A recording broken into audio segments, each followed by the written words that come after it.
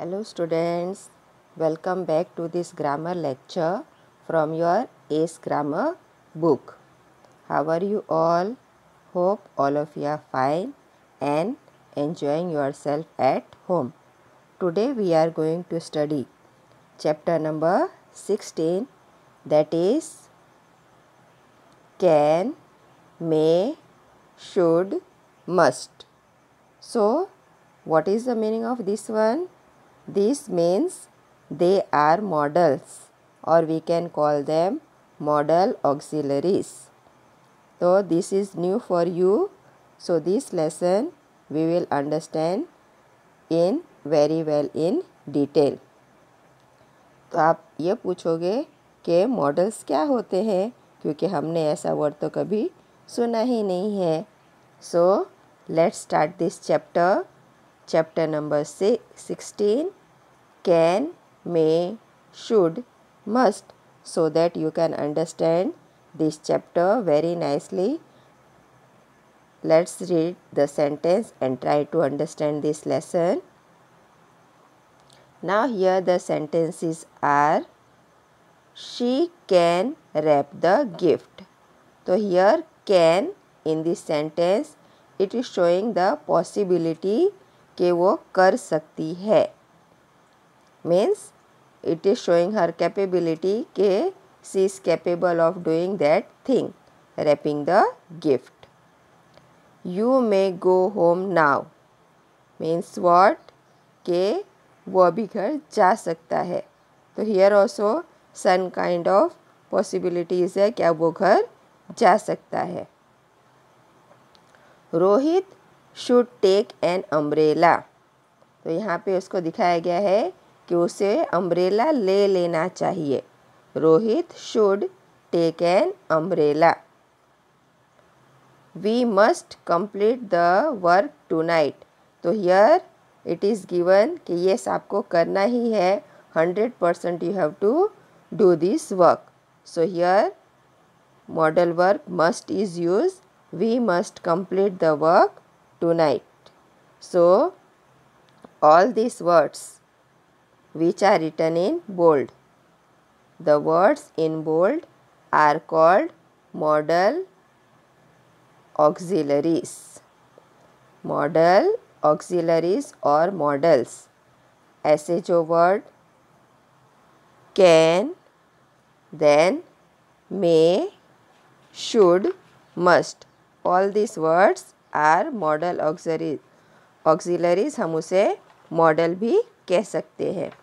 And what do they belong to? Let's see. They belong to the group of words called helping words. तो ये कौन से group को belong करते हैं? हेल्पिंग वर्ब्स के. और वो कैसे मदद करते हैं उसको? Let's see.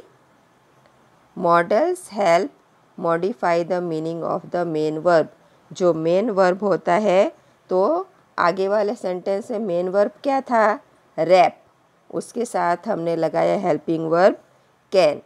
फिर सेकंड सेंटेंस में मेन वर्ब क्या था? गो. उसके साथ हमने मे लगाया. थर्ड सेंटेंस में the main word was take. Take के साथ हमने लगाया हेल्पिंग वर्ब शुड. और फोर्थ सेंटेंस में कंप्लीट था, उसके साथ हमने हेल्पिंग वर्ब मस्ट लगाया. So modal verbs modify the meaning of the main verb. और क्या करता है वो? They combine with the main verbs. वो उसके साथ मेन वर्ब के साथ इकट्ठा होके दे शो क्या दिखाता है? पॉसिबिलिटी मीन्स ये हो सकता है. एबिलिटी उसमें कितनी क्षमता है, that they are showing. Permission किसी से परमिशन पूछते हैं, दैट टाइम में model verb is use. Necessity किसी की क्या ज़रूरत है, that also by this helping verb we can complete. Duty कि हमें ये करना है, तो that type of duty it is showing, that is also a model verb. Habit हमारी जो आदत होती है, that it is describing, that also is a modal verb. और ऐसे बहुत सारी चीज़ें जो हमारी कैपेबिलिटी को दिखाता है, possibility, ability, permission, necessity, duty, habit, that time we are using the modal verbs. Let's see अब उसका यूज़ कैसे और कहाँ पे होता है. We use can or cannot, can't also we can use to show ability, possibility, request, permission and to offer help. तो आपको ये खास ध्यान रखना है कि जो मॉडल वर्ब कैन और कैनॉट कहाँ पे यूज़ होगा. टू शो एबिलिटी, हमारे में कितनी क्षमता है. To show that one. Possibility means हम ये कर सकते हैं. That thing we want to show, that time it is used. Request, हम किसी सामने वाले व्यक्ति को रिक्वेस्ट कर रहे हैं. That time it is used. Permission, किसी से हमें किसी बात की परमिशन लेनी है. That time it is used. Then and to offer help, हमें किसी को मदद देनी है सामने से. That time you are using this can model verb. अब अच्छे से एग्जाम्पल के द्वारा समझ लेते हैं. ही कैन स्विम मीन्स वो लड़का है, वो स्विम कर सकता है. तो यहाँ पे क्या दिखाता है, उसकी ability. What it is showing, its ability. So he can swim. That can't be right, तो ये सही नहीं हो सकता. तो that it is showing. So modal verb can't is used और वो क्या दिखाता है, पॉसिबिलिटी. कि this can't be right, it is showing the possibility. Then next one, can you open the door. तो यहाँ पे क्या किया है, किसी सामने वाले व्यक्ति को रिक्वेस्ट किया गया है कि can you open the door. So here request is made. You cannot go home now. तो here someone has asked for the permission and here he is denying for that one. किसी ने अपने mummy से पूछा होगा या किसी अपने फ्रेंड से पूछा होगा क्या मैं घर जाऊं. तो देन ही से कि no you cannot go home now. So here permission पूछा है तो it is denying for the permission. उसने परमिशन मांगी बट द सेकेंड पर्सन वो परमिशन के लिए ना बोल रहा है. So here the model verb cannot is used. Can I get you some water. तो यहाँ अगर कोई व्यक्ति प्यासा है तो वहाँ पे हेल्प ऑफर की जा रही है. So the modal verb can is used. हम यहाँ पे सामने से हम उसको हेल्प प्रोवाइड कर रहे हैं by asking this one, can I get you some water. So help जब हम सामने से किसी को देते हैं, that time the modal verb can will be used. तो किस किस के लिए modal verb can और cannot use होगा. to show the ability, possibility, request, permission and when you are offering someone help, that time.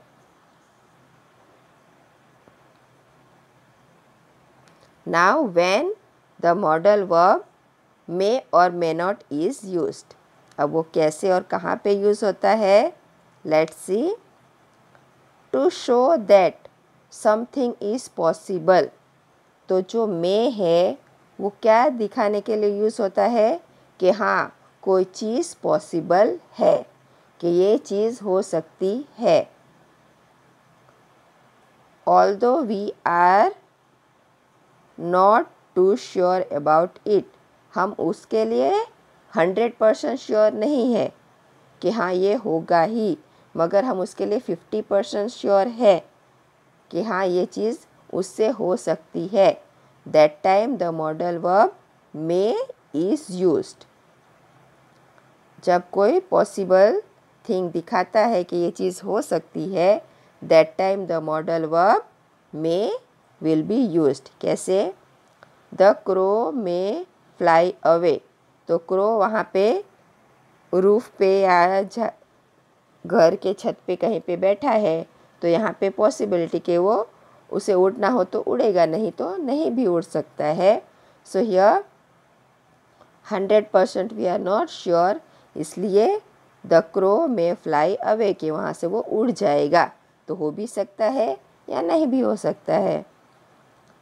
Trisha may not be in the office. तो हम किसी को ऑफिस में जा रहे हैं तो हमें पता नहीं है, तो वो ऑफिस में हो भी सकती है या नहीं भी हो सकती है. So here possibility is there 50-50. Trisha may not be in the office. और बाई चांस हम गए तो वहाँ पे वो मिल भी सकती है. That's why here possibility is showing. Next one, to make polite request.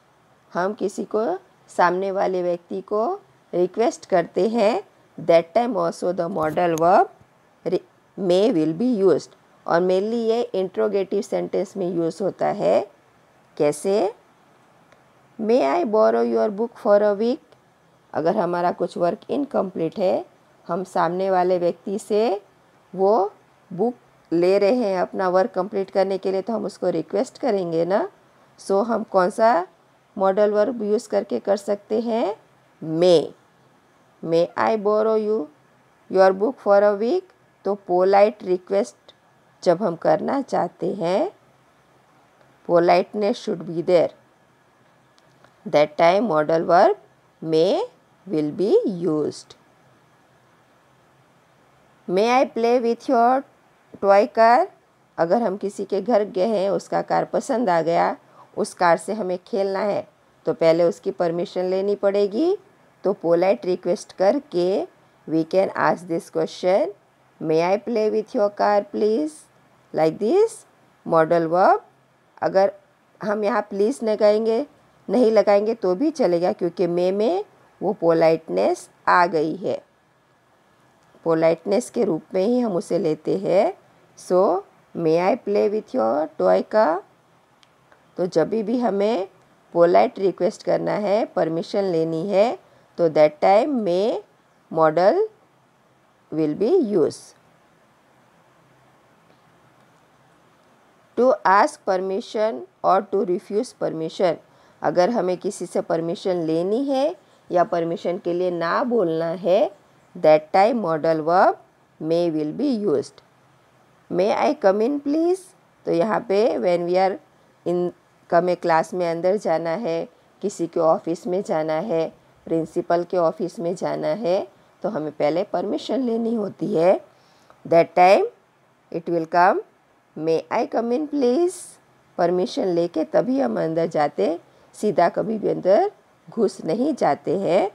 So it will come may I come in please. Permission लेने के लिए we are using may. You may not leave the examination hall right now. अगर आपका paper पूरा हो गया है तो आप ऐसे परमिशन मांगोगे कि मे आई लीव द क्लास, तो नो, ये पॉसिबल नहीं है. जब तक पेपर का पूरा टाइम नहीं होगा तो you can not leave the examination hall. That's why यहाँ परमिशन डिनाइड की गई है. You may not leave the examination hall right now.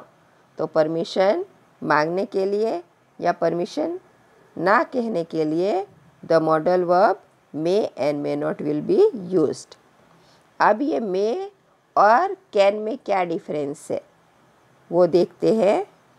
More is more polite and respectful than can. तो मे जो मॉडल है वो कैन से ज़्यादा पोलाइटफुल और रिस्पेक्टफुल है, आदरपूर्वक है. सो मे जब भी हमें पोलाइटनेस के साथ बोलना है, that time model may will be use. और डायरेक्टली किसी से ऐसे ही पूछ लेना है, that time the model can will be used. Now normally we use may with whom we don't know very well, कि हम जिस व्यक्ति को पूरी अच्छी तरह नहीं पहचानते, नए व्यक्ति हो, अनजान व्यक्ति हो या कोई फॉर्मल व्यक्ति हो, तो उसके लिए हम मे मॉडल यूज़ करेंगे, और can with our friends and family, तो वहाँ पे तो हम इनफॉर्मल होते हैं, आराम से अपने फ्रेंड्स या फैमिली मेम्बर को कुछ भी बोल सकते हैं, वहाँ पे उतनी पोलाइटनेस की ज़रूरत नहीं होती, तो वहाँ पे हम कैन मॉडल वर्ब यूज़ कर सकते हैं। क्लियर? ओके, चलो now we'll try to understand about should and should not. अब should और should not कब यूज़ होगा? Let's see. We use should or should not to show probability, to ask for advice, or to show that something has to be done because it is proper. तो यहाँ पे क्या दिखाने के लिए कि probability ये हो सकता है और वो चीज़ अच्छे से हो सकती है, ऐसा सिचुएशन दिखाने के लिए, और हम किसी को एडवाइस दे रहे हैं कि ये आप ऐसा करोगे तो ज़्यादा अच्छा होगा, तो फॉर गिविंग एडवाइस, और कोई भी चीज़ इससे अच्छा बेहतर हो सकती है, ऐसा हम किसी को बताना चाहते हैं, that time the modal should will be use, और नहीं हो सकता तो that time it will be use should not और shouldn't. Let's understand properly with example. This should be an interesting film, कि हमने अभी वो फिल्म नहीं देखी है, तो हो भी सकती है या नहीं भी हो सकती. सो यह प्रोबेबिलिटी है, तो क्या आएगा? शुड, कि ये हो भी सकता है या नहीं भी हो सकता है. That's why should is used over here, probability दिखाने के लिए.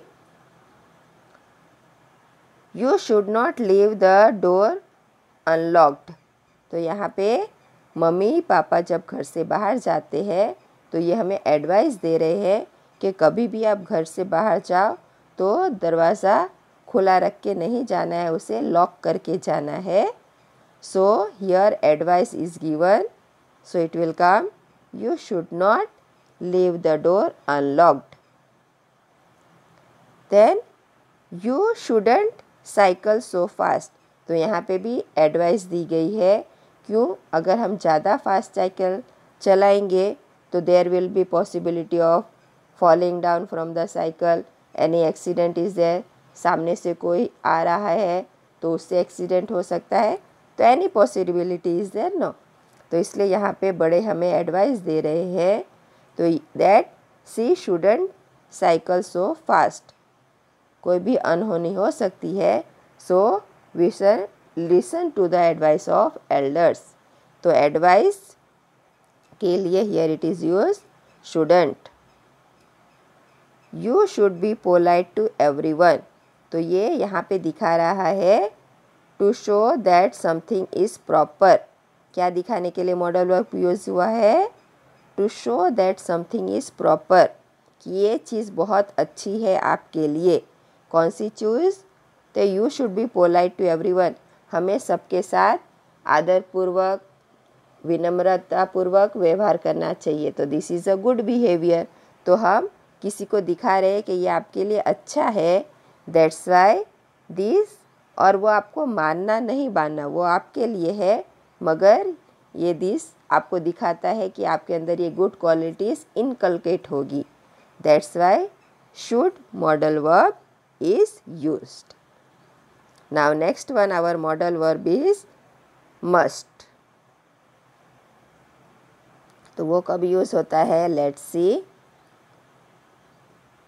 We use must or must not. कब यूज़ करेंगे? To show that something is necessary or required. क्या दिखाने के लिए? कि हाँ ये ज़रूरी ही है और ये हमें करना ही पड़ेगा, इसके सिवा कोई और चारा नहीं है. This you have to do only. तो दैट टाइम मस्ट और must not model verb will be used. You must complete your homework tonight, कि आज रात तक कैसे भी करके आपको ये वर्क कंप्लीट करना ही है। This work you have to do, ये नेसेसरी है, नहीं करोगे तो बिल्कुल नहीं चलेगा। So that time the model verb must will be used. You mustn't waste time, कि आपको टाइम वेस्ट नहीं करना चाहिए। टाइम इज़ वेरी वैल्यूएबल, जो टाइम एक बार चला जाता है वो लौट के कभी आता नहीं है। सो हमें टाइम की वैल्यू करनी चाहिए। So it is there, you mustn't waste time. अब दूसरी जगह कब यूज़ करेंगे?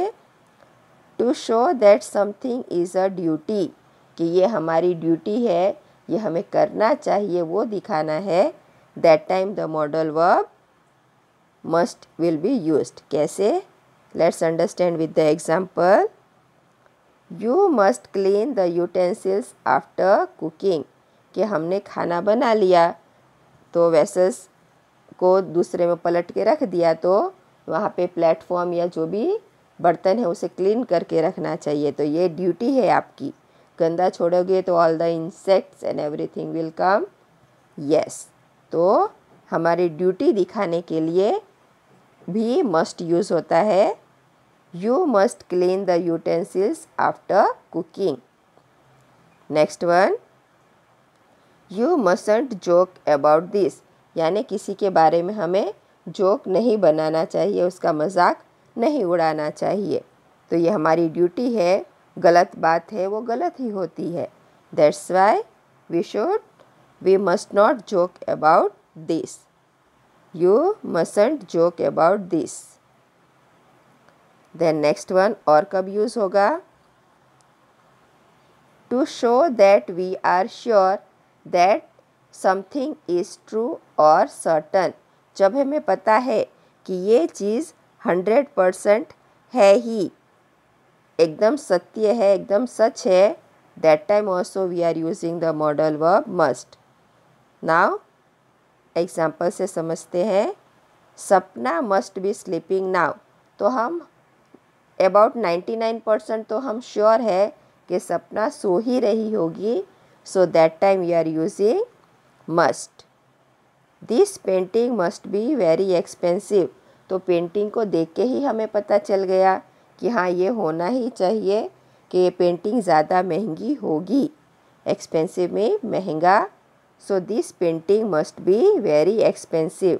तो यहाँ पे क्या दिखाया है कि we are sure that something is true और सर्टन, कि ये सही है और ये हो ही सकता है, तो तब मस्ट विल बी यूज्ड। और थोड़ा सा और आगे समझ लेते हैं अबाउट मस्ट।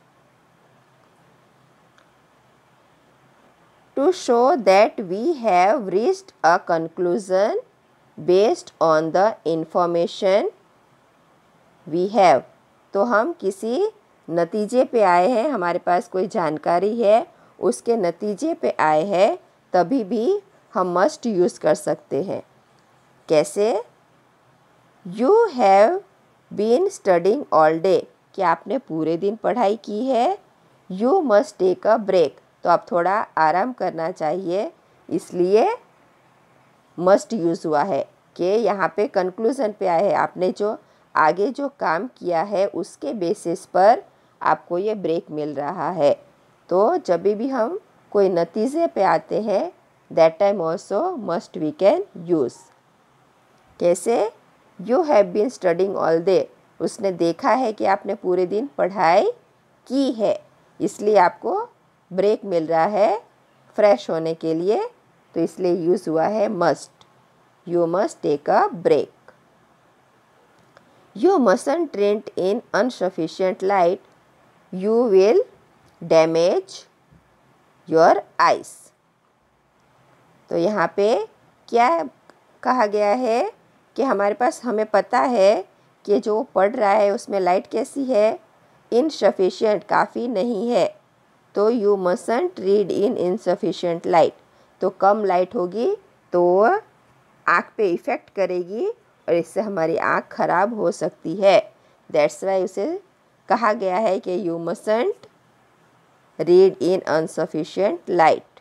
तो कंक्लूज़न पे आ गए हैं कि हाँ, अगर वो कम लाइट में पढ़ेगा तो उसकी आँख खराब होगी। That's why mustn't is used. To recommend something strongly, अगर कोई चीज़ को हम 100% बताना चाहते हैं कि ये चीज़ होनी ही चाहिए और ये करना ही चाहिए, तभी भी हम मस्ट मॉडल का यूज़ करेंगे। कैसे?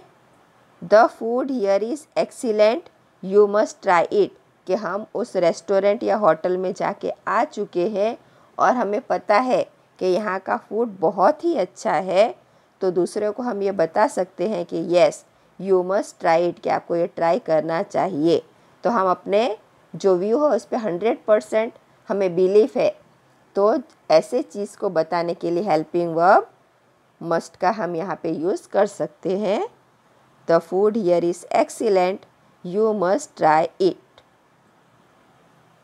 This book is very interesting, you must read it. तो यहाँ पे हमें पता है कि ये बुक बहुत ही अच्छी है, इसमें आपको इन्फॉर्मेटिव थिंग्स जानने को मिलेगी, इसलिए वो सामने वाले व्यक्ति को कह रहा है कि आपको रीड करना ही चाहिए। दैट वाई स्ट्रांगली वो बिलीव कर रहा है। That's why model verb must we have to use over here. तो जहाँ पे हमारे व्यूज़ हमें 100% हमें बताने हैं, that time must model verb हमें यूज़ करना है। तो here we have understood all the rules and regulations कि कहाँ पे हमें कैन यूज़ करना है, कौन सी जगह पे मे आएगा, कहाँ पे हम शुड का यूज़ करेंगे, and where we have to use must.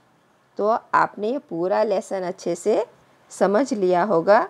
अब इसको हम कन्वर्सेशन, बातचीत के रूप में कैसे उसको यूज़ करेंगे वो हम एनिमेटेड वीडियो से समझ लेते हैं कि जब हम ये मॉडल वर्ब्स का हम आपस में एक दूसरे से बात कर रहे हैं, कहाँ पे कौन सा मॉडल वर्ब यूज़ हो गया, तो कन्वर्सेशन में ये मॉडल वर्ब कैसे यूज़ होता है, that we will understand through the animated video.